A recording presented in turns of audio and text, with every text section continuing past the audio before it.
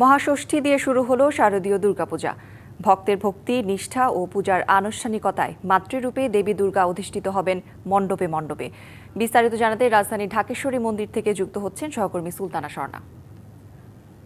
স্বর্ণা, মহাষষ্ঠীর আচার আনুষ্ঠানিকতা শুরু হয়েছে কিনা, সার্বিক প্রস্তুতি কেমন দেখছেন জানাবেন।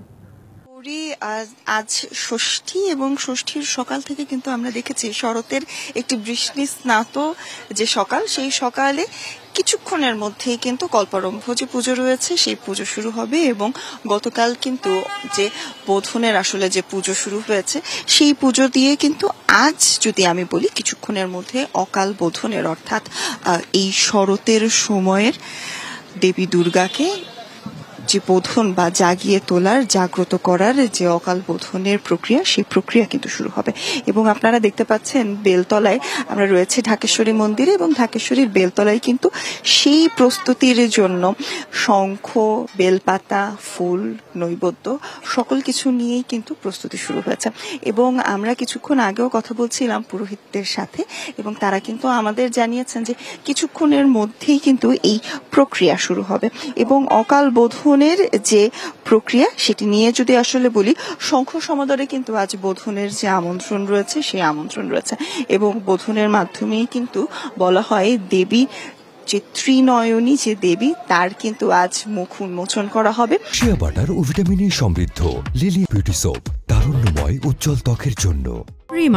এবং তিনি ধরত্রীতে অধিষ্ঠিত হবেন, অর্থাৎ মহালয়ার সময় থেকে যে দেবী কৈলাস থেকে আসতে থাকেন, অর্থাৎ পৃথিবীতে আসতে থাকেন, যে ধরাধামে আসতে থাকেন যে দেবী, তার শ্বশুর বাড়ি থেকে পিতৃগৃহে, সেই পিতৃগৃহের আসার সকল প্রক্রিয়া কিন্তু আজ এই অকাল বোধনের মাধ্যমেই শেষ হবে। এবং তারপরই কিন্তু ত্রিনয়নীর যে চিন্ময়ী রূপে কিন্তু তিনি আজ আসবেন, এবং তার চোখেও কিন্তু আজ খুলে যাবে বলে একটি কথা কিন্তু বলা হয়।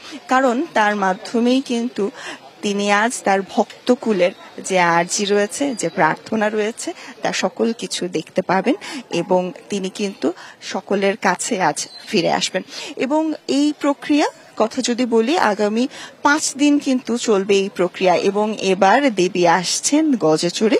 গজে চড়ে দেবী আসাকে কিন্তু বলা হয় শুভ, কারণ এর মাধ্যমে বসুন্ধরা অর্থাৎ পৃথিবী শস্য শ্যামলা হয়ে উঠবে, এমন কিন্তু পঞ্জিকা মতে আছে। এবং তার পাশাপাশি যদি যুক্ত করি, দেবী এবার ফিরবেন দোলায় চড়ে, যেটিকে বলা হয় কিন্তু অশুভ।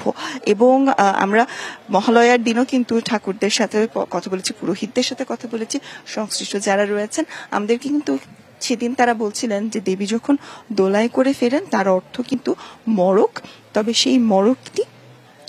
সেই দুর্ভোগ এবং দুর্যোগটি কোনো ভক্তর উপরে যাবে না, যারা সকলে মিলে আসলে এই ধরাধাম অর্থাৎ এই পৃথিবীকে বিনষ্টকারী এবং তার পাশাপাশি যারা সমস্যা সৃষ্টিকারী, তাদের ক্ষেত্রে কিন্তু সেই মড়কটি লাগবে, এমন কথাই কিন্তু বলা হয়। এবং নৈবেদ্য কিন্তু আপনারা দেখছিলেন ক্যামেরার মাধ্যমে আসলে আমরা দেখানোর চেষ্টা করছি, যেহেতু এখনো কোনো প্রস্তুতি শুরু হয়নি, তাই কিন্তু আমরা ঢাকেশ্বরী মন্দির সহ অন্যান্য মন্দিরেও কিন্তু তেমন ভক্তকুলের যে ভিড়, সেই ভিড় কিন্তু এখনো লক্ষ্য করিনি। এবং তার পাশাপাশি আসলে জানিয়ে রাখতে চাই, এবার যে প্রায় 3000-এর বেশি কিন্তু যে মন্দির এবং মণ্ডপগুলো রয়েছে, সেই মণ্ডপে কিন্তু দেবীর আরাধনার জন্য প্রস্তুতি নেওয়া হচ্ছে। এবং সেই প্রস্তুতি সম্পর্কে আমরা যখন কথা বলেছি তখন কিন্তু জানানো হয়েছে যে নিশ্চিত নিরাপত্তা ব্যবস্থা কিন্তু এবার রাখা হয়েছে, এবং সেই ব্যবস্থা নিয়েও কিন্তু সন্তুষ্ট প্রকাশ করেছেন ভক্ত অনুরাগী যারা রয়েছেন। করেই আজ আমরা সারাদিনই থাকবো বিভিন্ন মন্দিরে এবং বিভিন্ন মণ্ডপে। আমরা কিন্তু বিভিন্ন সময় আসলে যুক্ত হয়ে আরো বিস্তারিত জানাতে পারবো।